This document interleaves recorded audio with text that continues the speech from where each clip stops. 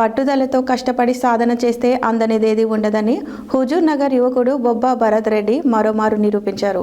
సూర్యాపేట జిల్లా హుజూర్ నగర్ నుంచి క్రికెట్లో అంతర్జాతీయ స్థాయికి ఎదిగాడు.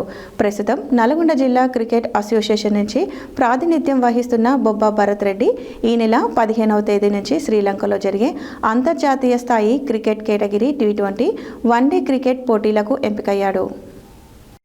పట్టుదలతో కష్టపడి సాధన చేస్తే అందనిదేది ఉండదని హుజూర్ నగర్ యువకుడు బొబ్బా భరత్ రెడ్డి మరోమారు నిరూపించారు. సూర్యాపేట జిల్లా హుజూర్ నగర్ నుంచి క్రికెట్లో అంతర్జాతీయ స్థాయికి ఎదిగాడు. ప్రస్తుతం నల్గొండ జిల్లా క్రికెట్ అసోసియేషన్ నుంచి ప్రాతినిధ్యం వహిస్తున్న బొబ్బా భరత్ రెడ్డి ఈ నెల 15వ తేదీ నుండి శ్రీలంకలో జరిగే అంతర్జాతీయ స్థాయి open category T20 one day cricket పోటీలకు ఎంపికయ్యాడు. భరత్ రెడ్డి తల్లిదండ్రులు భాస్కర్ రెడ్డి, నిర్మల ఇరువురు ప్రభుత్వ ఉపాధ్యాయులు అయినప్పటికీ ఆయనను క్రీడారంగంలో ప్రోత్సహించడం విశేషం.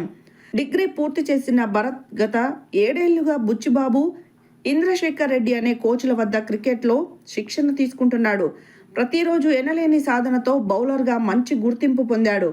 భరత్ రెడ్డి ఇప్పటి వరకు హైదరాబాద్ క్రికెట్ అసోసియేషన్ ఆధ్వర్యంలో నిర్వహించిన పోటీలతో పాటు పలు టోర్నమెంట్లలో 100కు పైగా వికెట్లు తీసి సత్తా చాటాడు.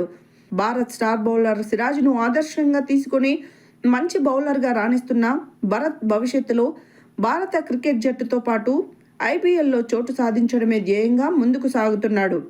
ఈ నెల 15 నుండి క్రికెట్లో తన సత్తా చాటేందుకు శ్రీలంక వెళుతున్న భరత్ రెడ్డిని మాజీ మంత్రి, సూర్యాపేట ఎమ్మెల్యే గుంటకండ్ల జగదీష్ రెడ్డి ప్రత్యేకంగా అభినందించారు.